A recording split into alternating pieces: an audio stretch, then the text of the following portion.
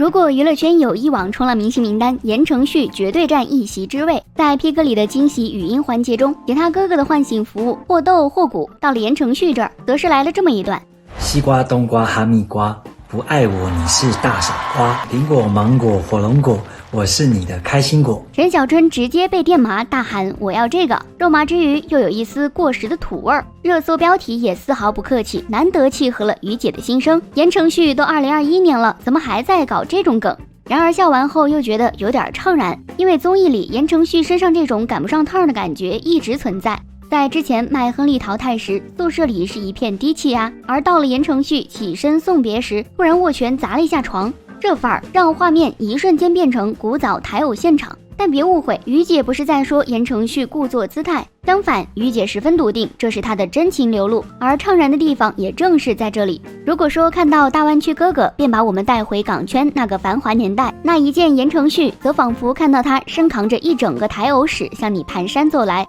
前者是观众立足当下的怀念，而后者则是本人踏不出的过往，让于姐不禁想聊聊这位曾红透半边天的台偶顶流究竟怎么了。言承旭在 P 哥的初登场是扎扎实实让于姐品出一点心疼的，在内娱享受捧杀的氛围下，他那几句不想再听好听的话中透露的警醒让人觉得难得。而他讲述自己在走过道明寺这个名字铺成的鲜花与荆棘并存的道路时，言语间那千帆过尽与自己和解的淡然和洒脱，让人欣慰之余，难免也勾起对他演艺生涯上那些不顺遂的叹息。曾经的言承旭无疑是时代的幸运儿，流星花园中霸道又天真的道明寺让他一夜之间红遍亚洲，与名利和财富一同而来的还有空前未有的关注，但投向他的很多目光除了赞赏的也不乏质疑的，甚至是带着恶意的。本就敏感自卑的他，在如此严苛的视线拷问下恍然无措，如他所说，一度想要封闭自己。雪上加霜的是，随着台湾偶像剧的逐渐没落，他赖以生存的职业土壤也渐渐消失。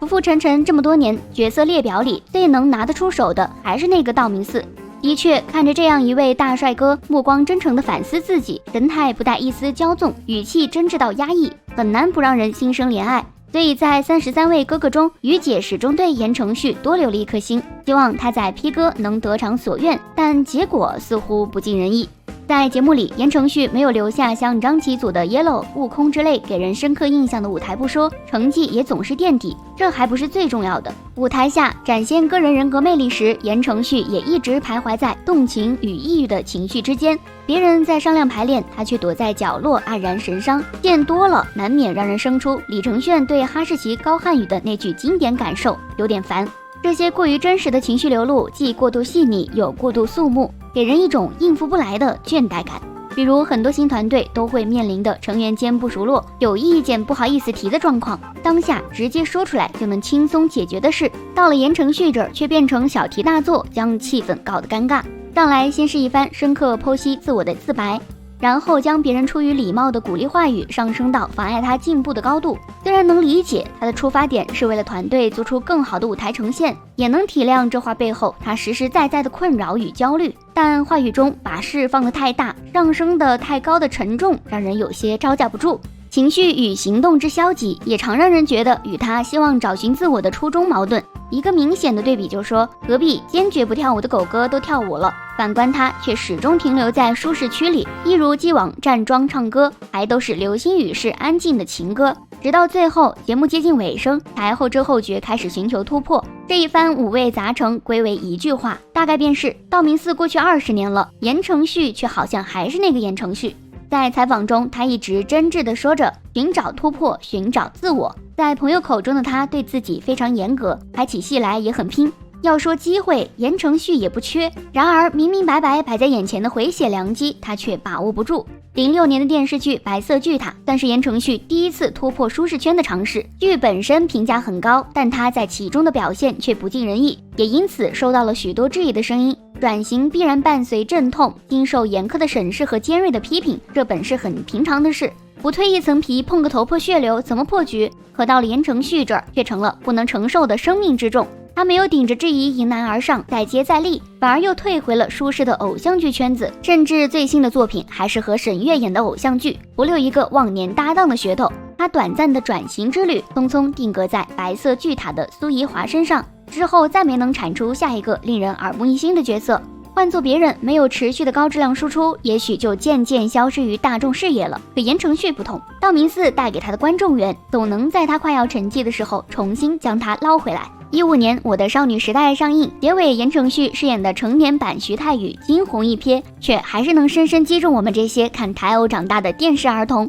还有去年王牌对王牌上和贾玲的互动，他对贾玲那颗追星少女心温柔到有些小心翼翼的呵护，语气认真的说着有他是你们的福气，很难不令人动容。除此之外，他和林志玲的内娱意难忘之恋，伴随双方每一次的情感新动态都会被翻出来惋惜一次。所以如果说幸运，言承旭无疑是幸运的。刘星宇和林志玲带给他超高的话题度，使他从未真正被娱乐圈抛弃过。与此同时，娱乐氛围又向来对敏感内向的他极其友好，这些原本都能成为他重新出发或放手一搏的底气。然而到了他身上，底气反而成了局限。虽然他嘴上说不要赞美，不要听好话，可事实上在打击和舒适之间，他还是选择了舒适。偶像剧出身的演员要寻求突破，本就不是件容易的事。和他同期的周渝民同样面临着台偶没落的困境和迫切转型的需要，来大陆发展也不顺利，拍的戏口碑曾一路下滑。可就是在如此狭窄的生存空间下，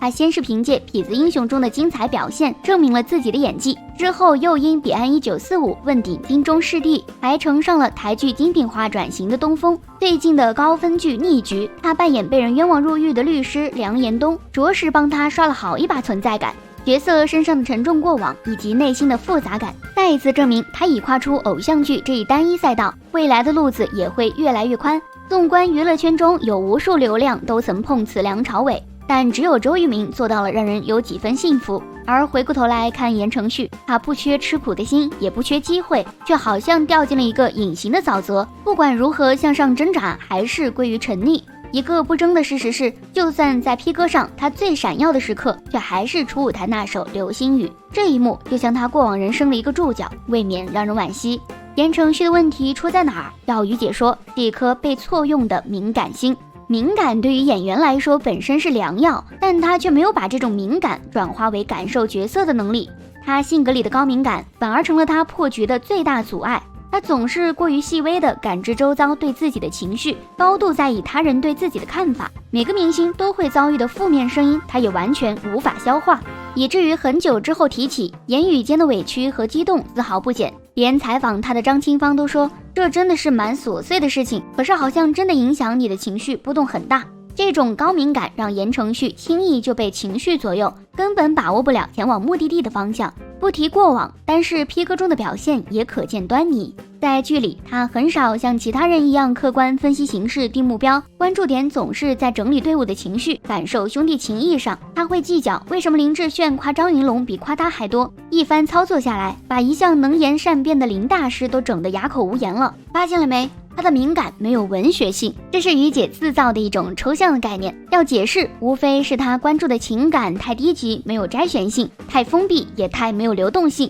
高敏感对于从艺者而言绝非一件坏事。非科班出身但在表演上天赋异禀的周迅，靠的正是那股天生的敏感。有一期《奇遇人生》，阿雅和周迅去探访失忆症老人。令人印象深刻的是，节目里的周迅全程眼眶红红，跟着道子奶奶去医院看望信真爷爷，看到爷爷开心的像个孩子一样拍手歌唱，她会哭；听到道子奶奶对丈夫失忆的坦然态度，她也会哭。眼泪的背后是对生命无常又壮美的复杂感慨。但言承旭的敏感却不太一样。如周迅一般的敏感，是一种关注点在自身之外的感知、洞察外界的敏感。这份敏感辐射的是与自己无关的一事一物，它让周迅能与他者建立情感连结，也能产生真正的共情。而言承旭的敏感却始终是内向的，它更像是一种与他者产生连接时对外界的应激反应，是个性上的过敏体质。在自己遭受最多非议的那段时间，言承旭的排解方法是看励志书，